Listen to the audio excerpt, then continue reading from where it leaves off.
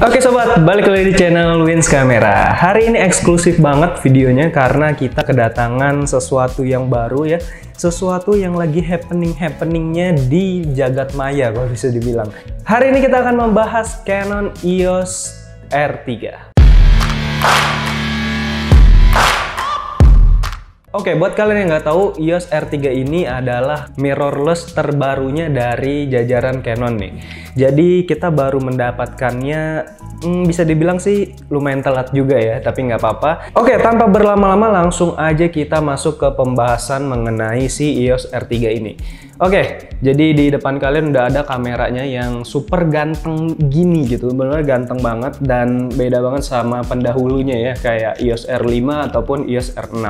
Oke, sebelum kita masuk ke pembahasan tentang fitur ataupun tentang apa yang ada di dalam sini, kita lebih baik kita review dulu ya apa aja sih yang ada di luarannya ataupun bisa dibilang desain dari bodinya. Oke, dari desain bodinya ini benar-benar beda banget dari seri sebelumnya karena bentuknya yang lumayan besar ya karena dia ditambah oleh vertical gripnya ini yang biasa kita tahu sebenarnya kayak baterai grip. Cuman bedanya di sini vertical gripnya ini langsung nyatu ke bodinya, bukan lepasan guys. Jadi ketika kalian beli EOS R3 nanti bentuknya udah pasti kayak gini, nggak ada yang small ataupun minimalis gitu, nggak, karena bentuknya ya kayak gini ketika kalian beli. Kalau untuk tombol-tombolnya overall sama kayak mirrorless Canon pada umumnya, dan yang gue suka di sini nggak banyak tombol yang membingungkan gitu.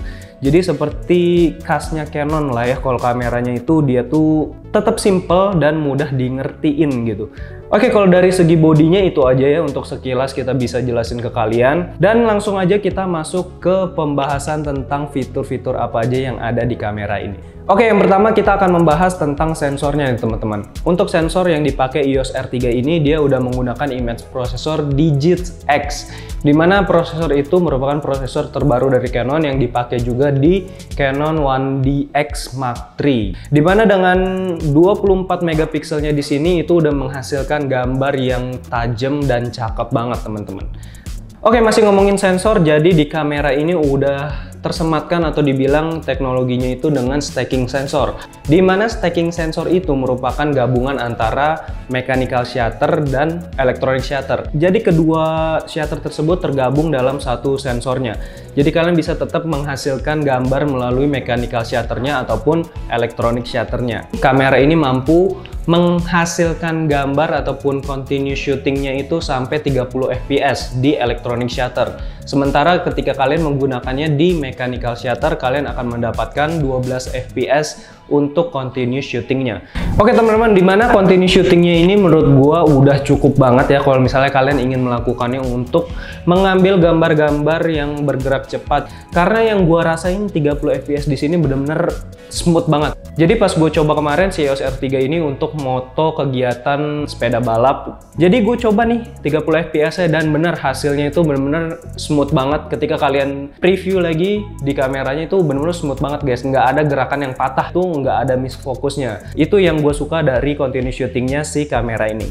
Oke, kemampuan continuous shootingnya itu nggak lain dan nggak bukan didukung oleh dual pixel AF ya, fitur yang diandalin di kamera Canon pada umumnya, tapi udah Mark II nih teman-teman, dimana dia autofocus kemampuannya tuh lebih cepat ya, lebih presisi, dan ngelock si objeknya itu lebih cakep lagi gitu.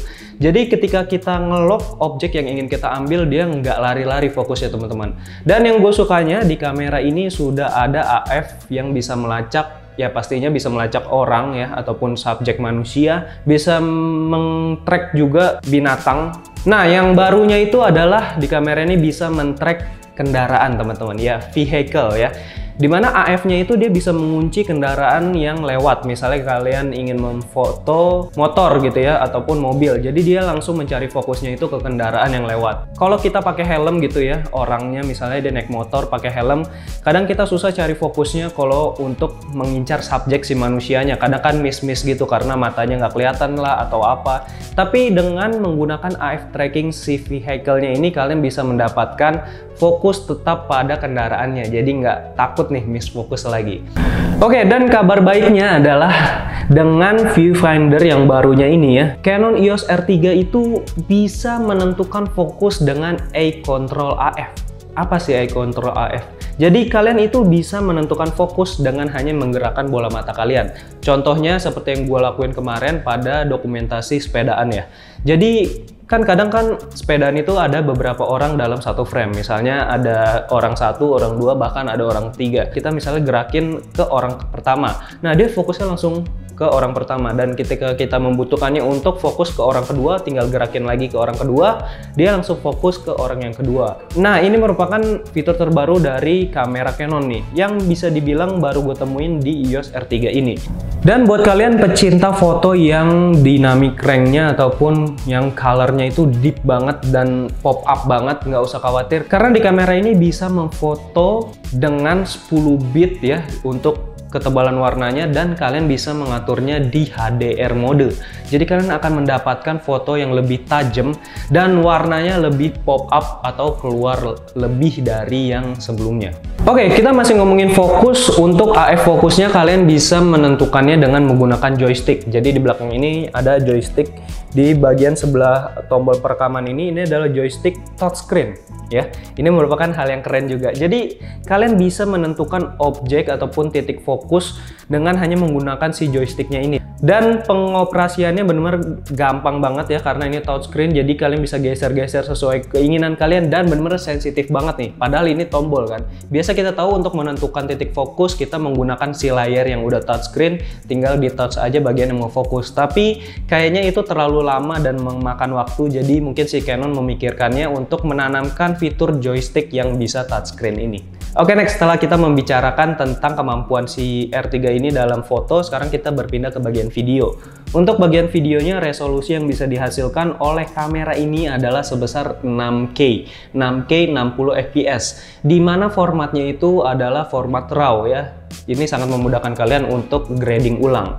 Apalagi dengan fitur yang dinamakan C-Lock-nya tersebut. C-Lock itu adalah warna yang bisa dibilang warna flat ala Canon gitu ya, namanya C-Lock. Jadi kalian bisa menggrading ulang lagi dan mendapatkan warna yang kalian inginkan. Bisa 4K 120 fps, dimana itu udah cukup banget buat kalian yang ingin mendapatkan video-video slow motion ataupun cinematic. Dengan 5 axis stabilization-nya sangat memudahkan kita untuk mengambil video secara handheld. Nggak usah takut lagi shaking ataupun gagal misfocus. Jadi bisa di-combine karena di kamera ini udah ada 5 axis stabilization-nya, ditambah lensa-lensa Canon yang udah ada image stabilization-nya juga, jadi sangat aman banget untuk kalian mengambil video secara handheld, teman-teman. Oke, untuk perekaman low light-nya nggak usah diragukan lagi karena kamera ini bisa merekam video dengan ISO sampai 102/400, dimana itu udah cukup banget dan hasilnya nggak noise ya, walaupun kita kadang ekspansi ISO-nya itu sampai setinggi mungkin. Jangan takut noise karena kamera ini udah minim lah noise-nya ya. Oke, setelah kita ngomongin foto, video, sekarang kita langsung beralih ngomongin yang namanya screen-nya.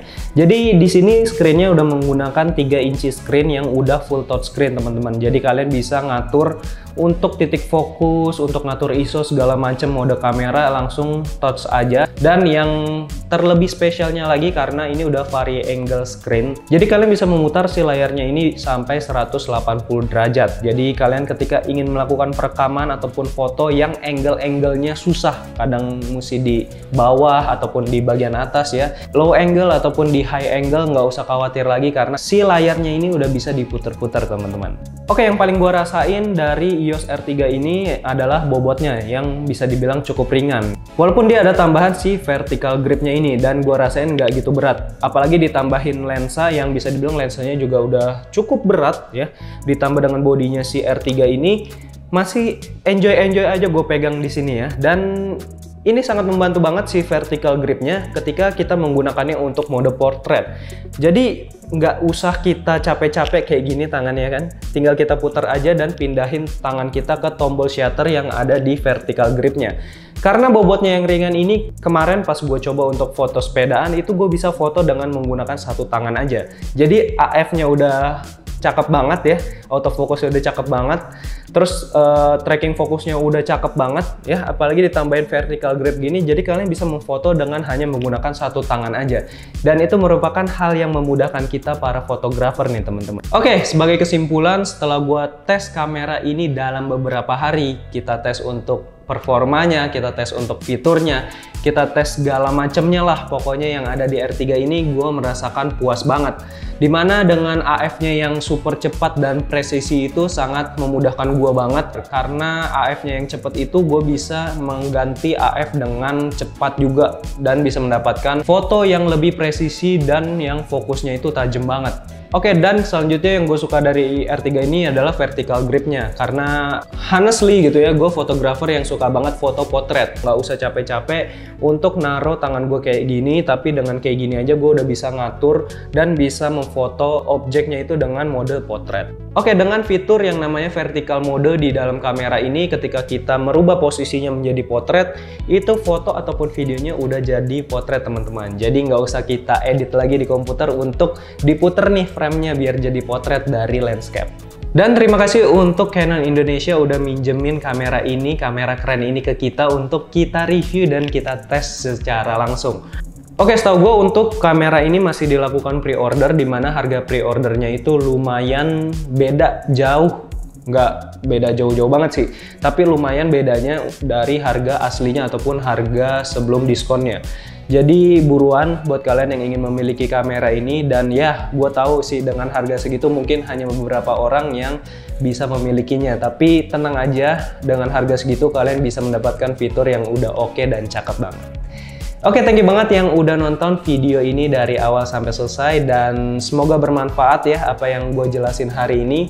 Dan buat kalian jangan lupa untuk like, comment, subscribe, dan share ke teman-teman kalian ya video-video dari Wins Camera, dan di komen juga nih buat kalian yang belum ngerti biar kita sama-sama diskusi di kolom komentar. Oke, kayak gitu aja, sampai jumpa di video selanjutnya. Goodbye.